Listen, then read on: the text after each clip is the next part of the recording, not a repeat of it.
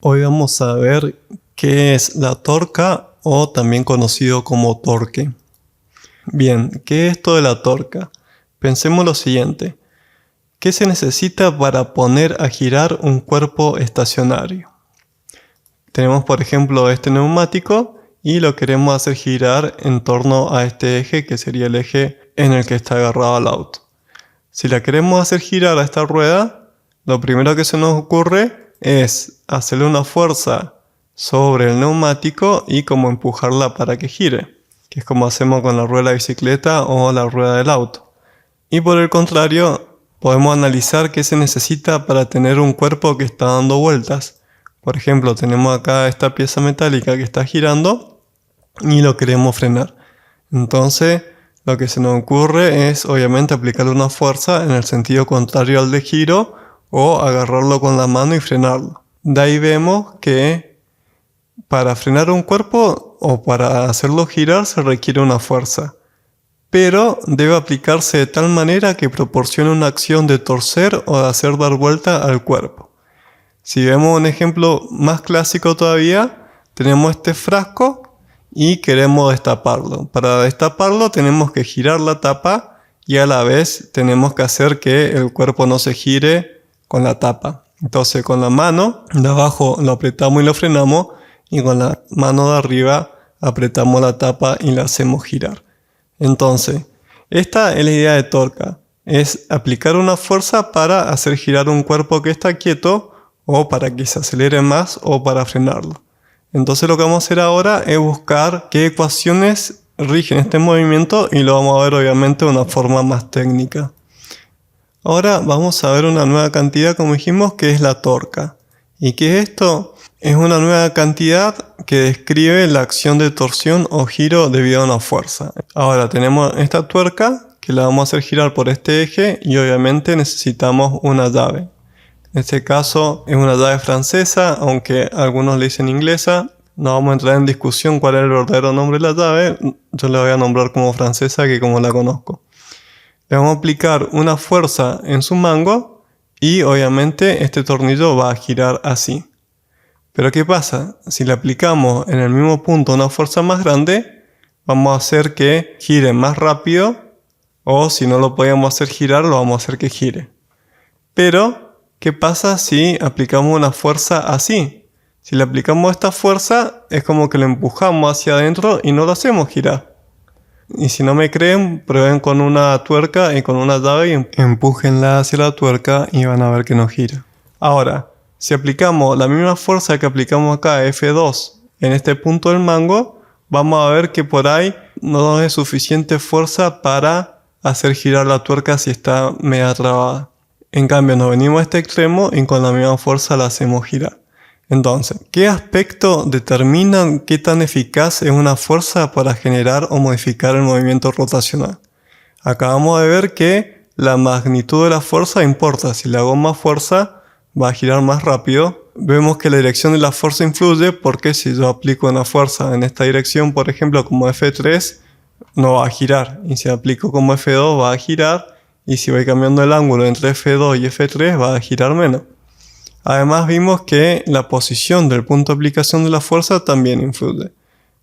Resumiendo, podemos decir entonces que la magnitud de la fuerza influye en la rotación del cuerpo. El punto de aplicación de la fuerza influye en la rotación del cuerpo y la dirección de aplicación de la fuerza también influye en la rotación del cuerpo. Podemos hacer de que gire hasta que la fuerza sea inútil, que no produzca ningún movimiento rotacional, que es lo que queremos lograr con la torca. Si analizamos las fuerzas aplicadas, vemos que la fuerza 2 hace girar a la tuerca de forma más eficaz que la fuerza 1 y que la fuerza 4. Esta fuerza 2, que es la fuerza grande, hace girar más al cuerpo que F4, que tiene la misma magnitud, pero está aplicado más cerca del eje de rotación, y F1, que está aplicada al mismo punto que F2, pero una fuerza más chica. También vimos que F3 no hace girar a la tuerca. Entonces ya tenemos una idea mejor de cómo es la torca y qué es lo que le influye, pero necesitamos ecuaciones. Nosotros somos ingenieros y queremos saber qué es la torca y con qué ecuaciones calcularla.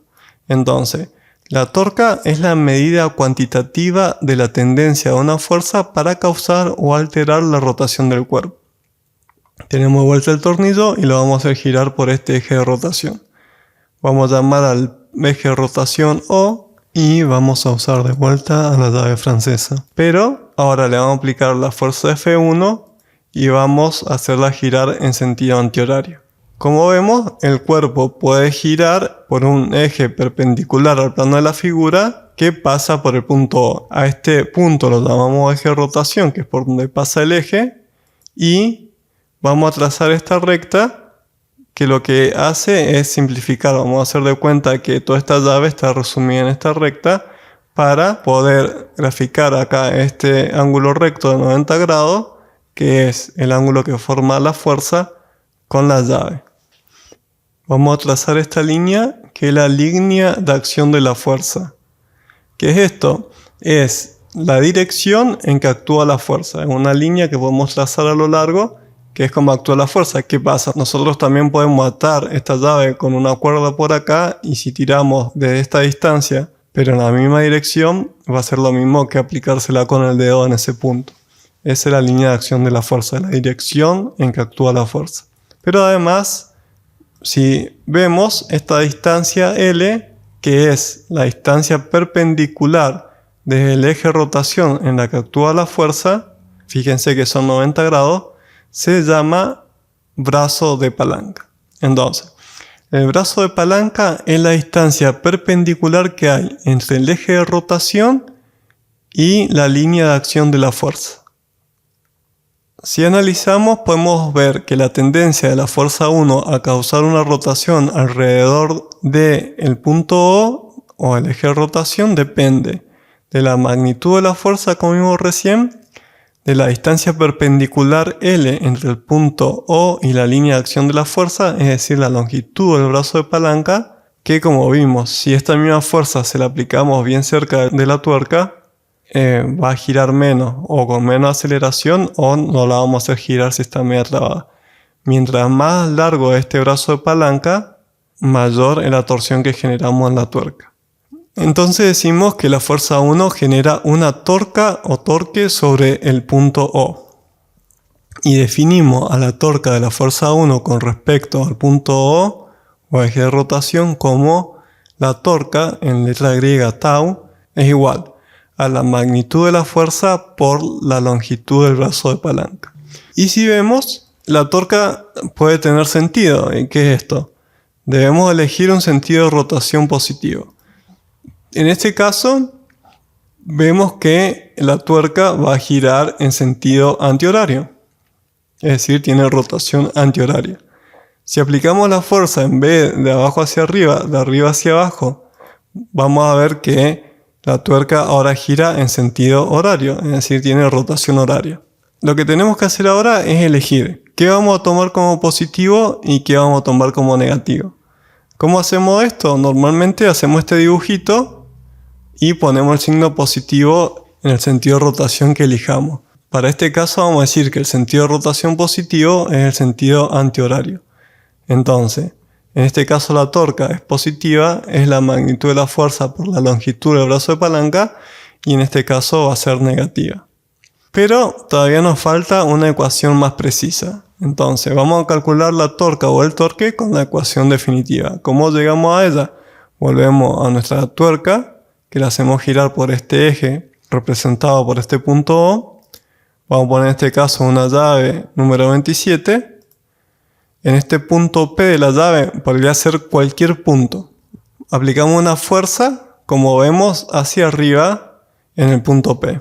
Este punto P tiene un vector de posición R, que como sabíamos, el vector de posición va desde el origen de coordenada, que en este caso es el punto O, hacia el punto en consideración.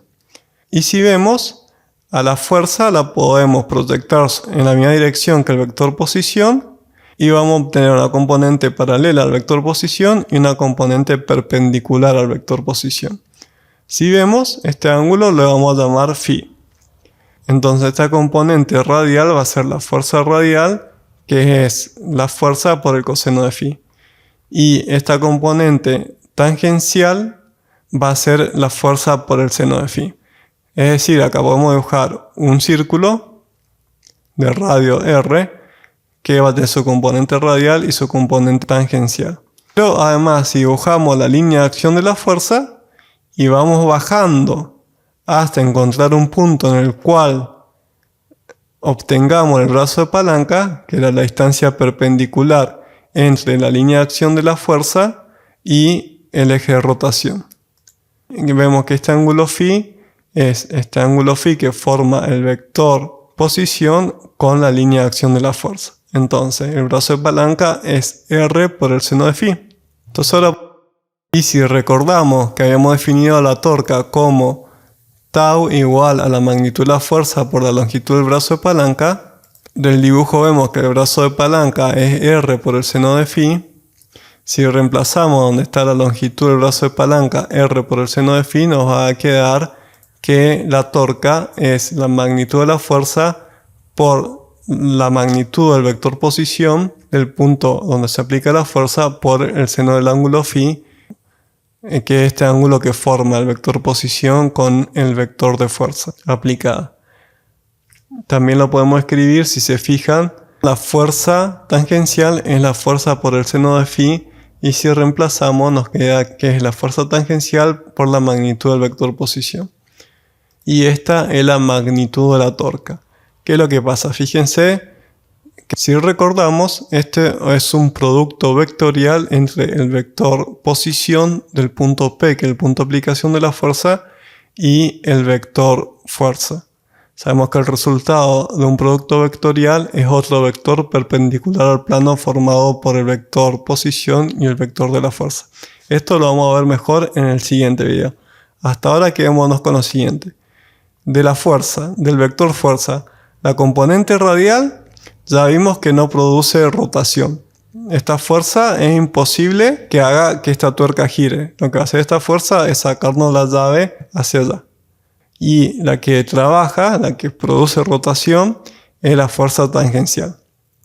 Entonces, si multiplicamos la magnitud de la fuerza con la longitud del brazo de palanca, obtenemos la magnitud de la torca.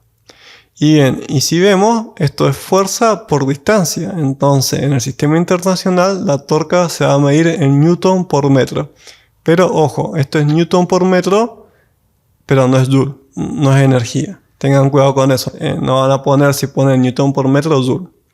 Y ahí hemos llegado a la ecuación para calcular la torca, que esta es la magnitud de la fuerza por la magnitud del vector posición por el seno del ángulo phi, y con estas ecuaciones vamos a resolver los problemas. Ahora lo que vamos a hacer es ver algunos torquímetros, que es la herramienta para medir torque. ¿Qué es esto? Esta es una llave donde acá, si ven, se pone el tubo de acuerdo a la tuerca que queremos aflojar o apretar. Entonces, a medida que apretamos, aplicamos una fuerza, esta aguja nos va a medir qué torque estamos haciendo, y si se fijan, vayan al manual del auto, donde hay tornillos, dice qué torque es el que se debe aplicar en newtons metros. Ponemos el tubo de esa tuerca o tornillo acá, aplicamos la fuerza, y cuando leemos esa cantidad de newton metros que nos indica el manual, ahí quedó apretado. Esta es una de las llaves más viejas que existen. También existe esta llave que es mucho más precisa, donde acá directamente se ajusta el torque que queremos usar, acá se ajusta el sentido de rotación para donde apretamos, y acá se pone el tubo. Entonces directamente apretamos, y una vez que llegamos a ese torque, la llave como que no hace más fuerza. Gira, pero no sigue apretando. Y ya ahora en la actualidad también se usa esta llave electrónica que directamente leemos el torque que estamos aplicando.